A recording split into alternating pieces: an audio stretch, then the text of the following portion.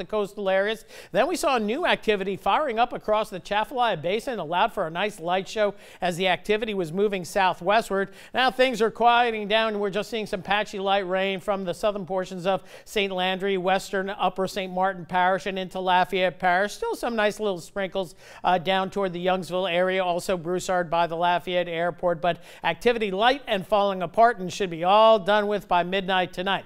So as we look at the infrared imagery, you can see Florence there to your right, to your left is that tropical disturbance that has been producing flooding conditions across portions of South Texas from Corpus Christi area on westward this evening into Mexico. We were fortunate we missed out on that system, and I think we're going to miss out on the remnants of Isaac as well. We'll talk more about that in just a bit, but still got a couple of systems that we're tracking way in the northeast Atlantic, not even in the tropical Atlantic. We have Joyce that's going to die out in the Atlantic, and then Tropical Storm Helene is eventually going to affect the UK, especially Ireland, Scotland, not as a tropical system, but as a 50 or 60 mile an hour storm. And then, of course, we have Florence here and the remnants of Isaac, only a 20% chance of that system redeveloping. But first off, you can see with Florence on the enhancement, look at these rain bands just lurking offshore and along the coast. So more heavy rainfall on tap there, and you can almost track the eye pretty nicely right here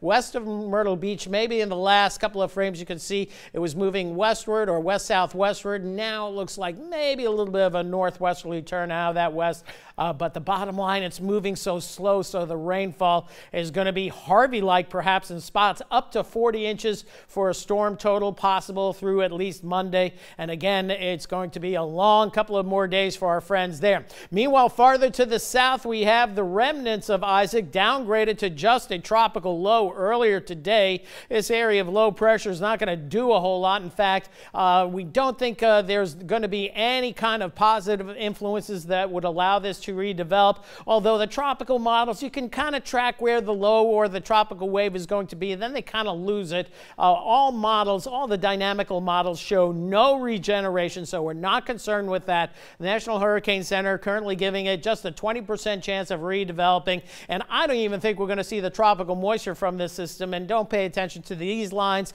Notice how most of the lines stop right here. That means the models pretty much lose any semblance of what that system was. So we can see that moisture here as we go through early next week through Tuesday, and that tropical moisture kind of gets splintered, goes down to Mexico. Some may get into the Gulf of Mexico, but bottom line for us, it looks like the same pattern going toward the end of the next week into the following weekend. Maybe lower rain chances, but what happened to that front that we were talking about? Not on the map right now. May have to wait several more weeks before we see a front that shows up consistently on the computer models. That's when we'll go for that nice cool front. In the near term, no cool fronts. Another hot one. We start off mostly sunny tomorrow, and then with daytime heating, we'll start to see showers and storms forming up mainly after 2 or 3 in the afternoon. Best bet on rain chances about 5 to about 7 or 8 o'clock tomorrow evening, and then we do it all over again, repeat and rinse as we head into Monday with late afternoon, early evening showers and storms. Otherwise, it's that hot forecast,